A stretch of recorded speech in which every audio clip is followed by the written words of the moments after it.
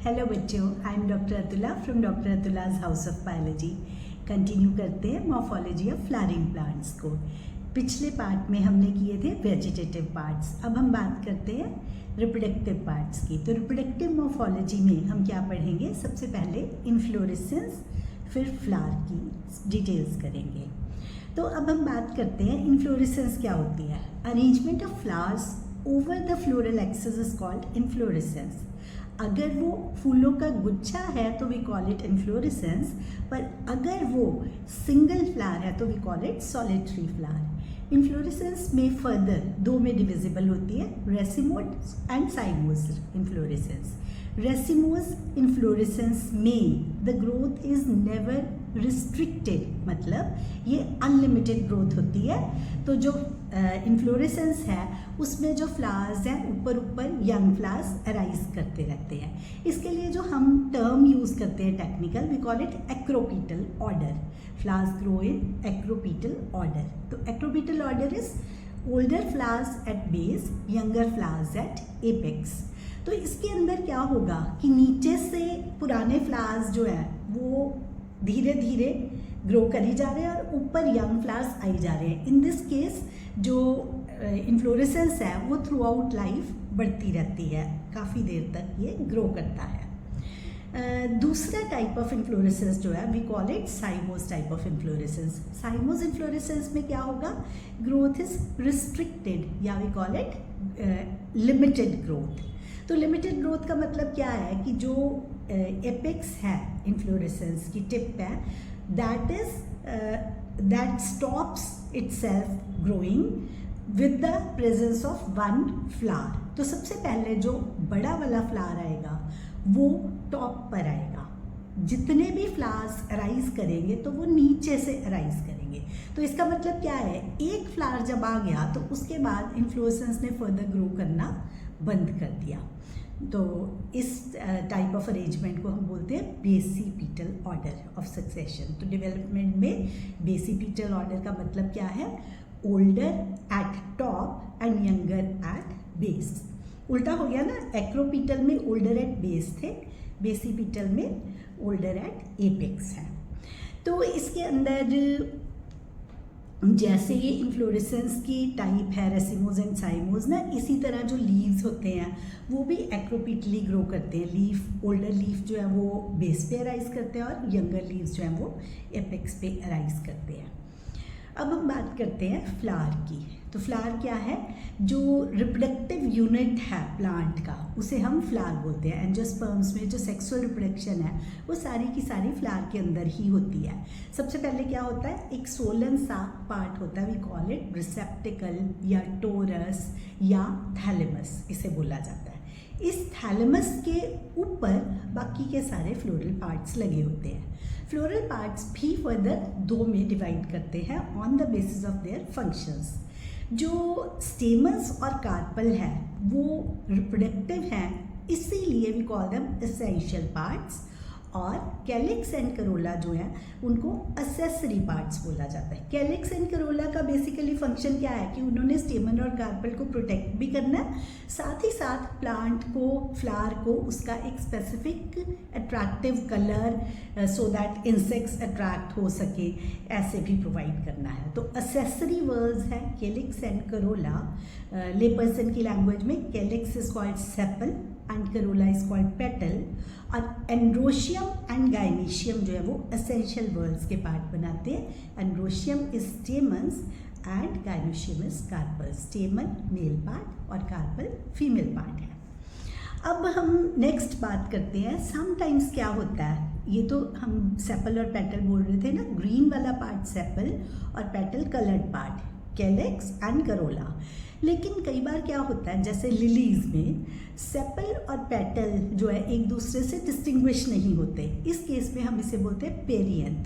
तो perianth lilies में होता है, इसे हम टेपल वर्ड यूज़ करते हैं इसके लिए। Sepal and petal in dicots और मोनोकॉट्स में, जैसे लिली का एग्जाम्पल है, उसमें पेरियंथ या टेपल कहलाता है। अब हम बात करते हैं ऑन द बेसिस ऑफ कि अ flower has both the sexes और वन सेक्स। अगर दोनों सेक्सेस एक ही फ्लावर में है मीन्स एंड्रोशियम एंड गाइनीशियम एक ही फ्लावर में एग्जिस्ट करते हैं, तो the flower is called bisexual, whereas अगर मेल अलग हो और फीमेल अलग हो तो वी कॉल इट यूनिसेक्सुअल।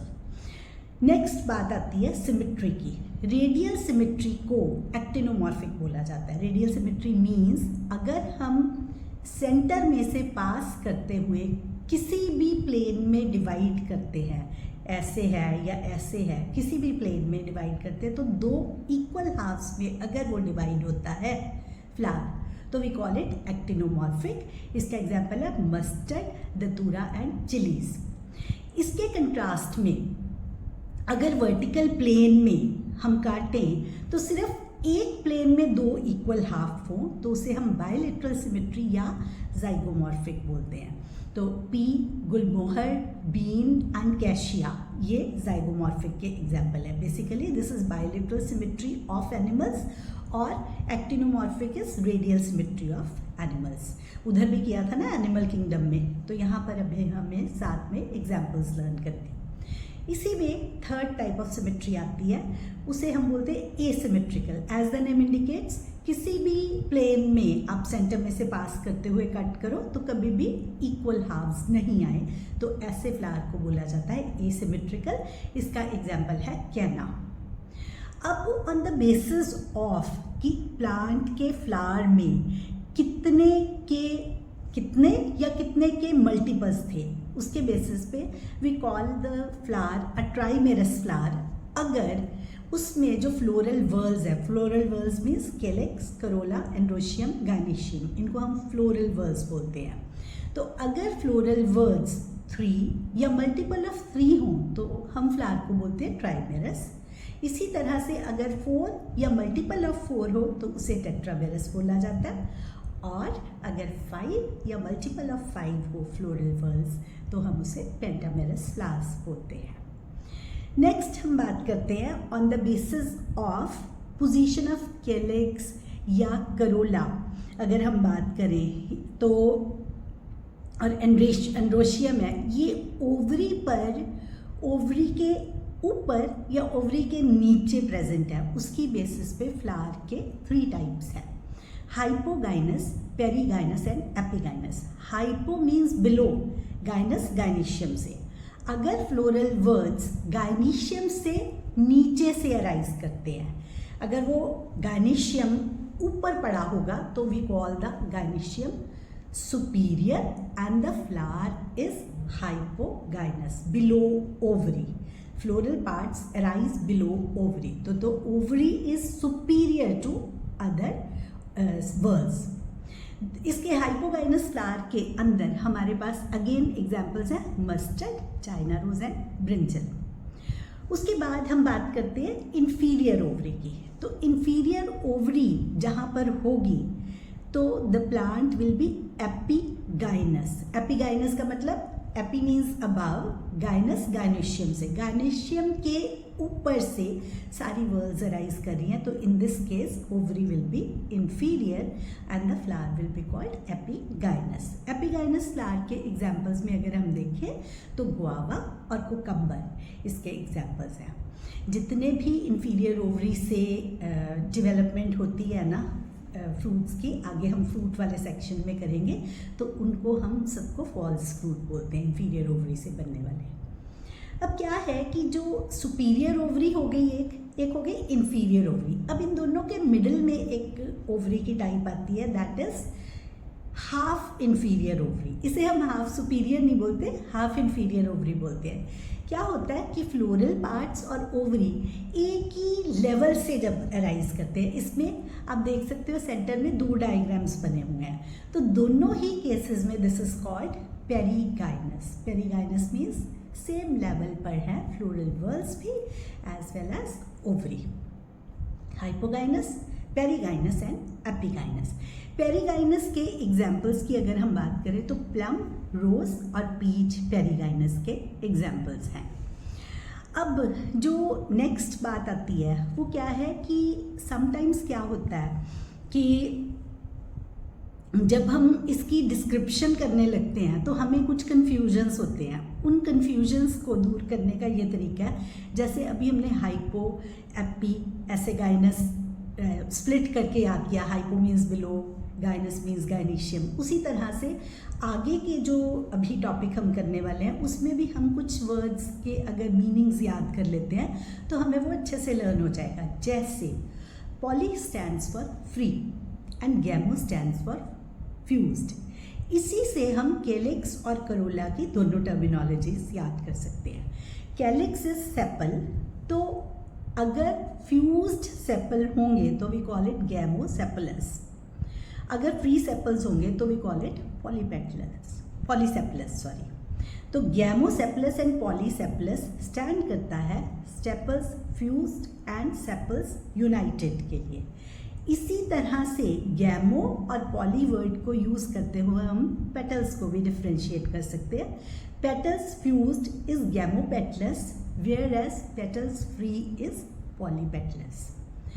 अब पीछे हमने किया था सेपल और पेटल एक ही टर्म में पेरियंथ में जब डिनोट किए जाते हैं या टेपल वर्ड यूज़ किया जाता है, तो ऐसे में वो गैमोटेपलस एंड पॉलीटेपलस, टेपल्स वर्ड उसके लिए हम यूज़ कर लेंगे।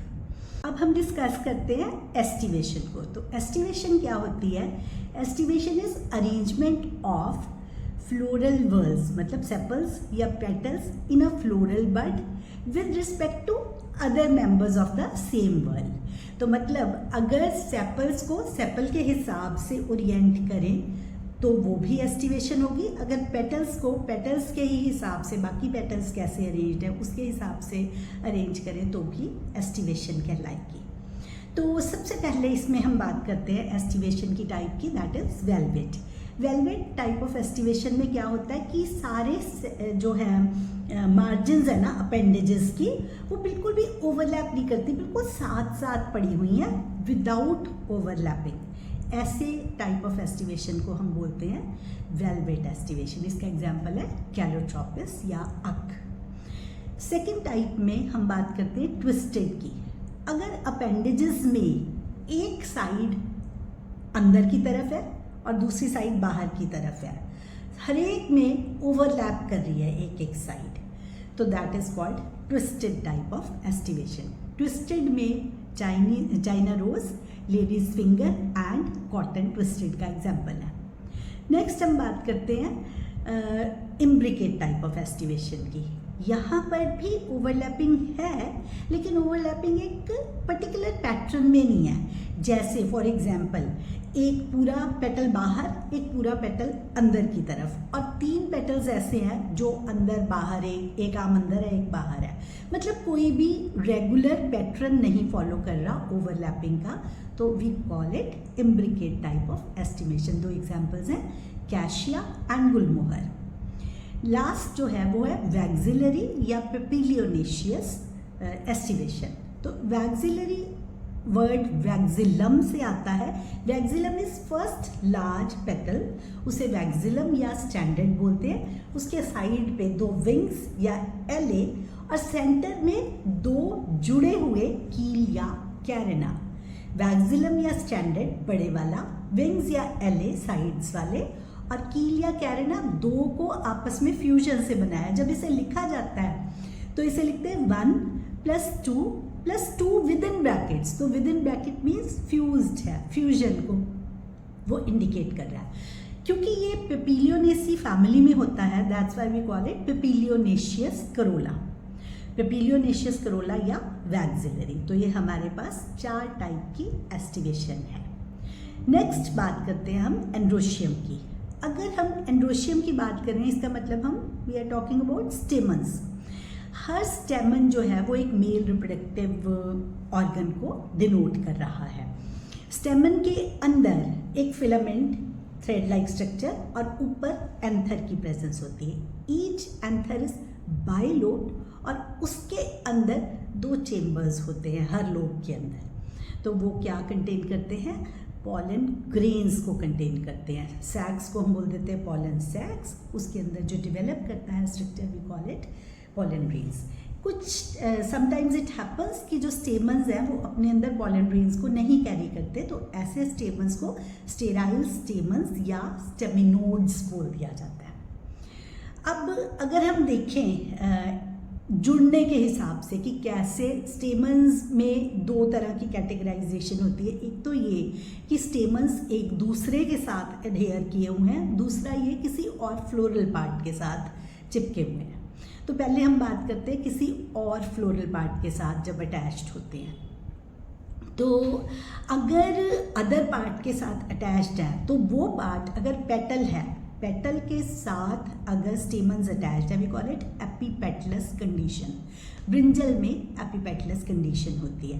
बैंगन राजा ऊपर वो दिखाई देते हैं ना, तो वो हमारे पास वो पेटल्स का पार्ट होता है, तो क्राउनिंग सा स्ट्रक्चर। उसके बाद नेक्स्ट बात करते हैं एपीफिलस वर्ड। तो एपीफिलस जो है दैट स्टैंड्स फॉर पेरियंथ के साथ जब स्टेमन्स की यूनियन होती है, तो इसमें हमारे पास अगेन लिलीज आ जाती हैं।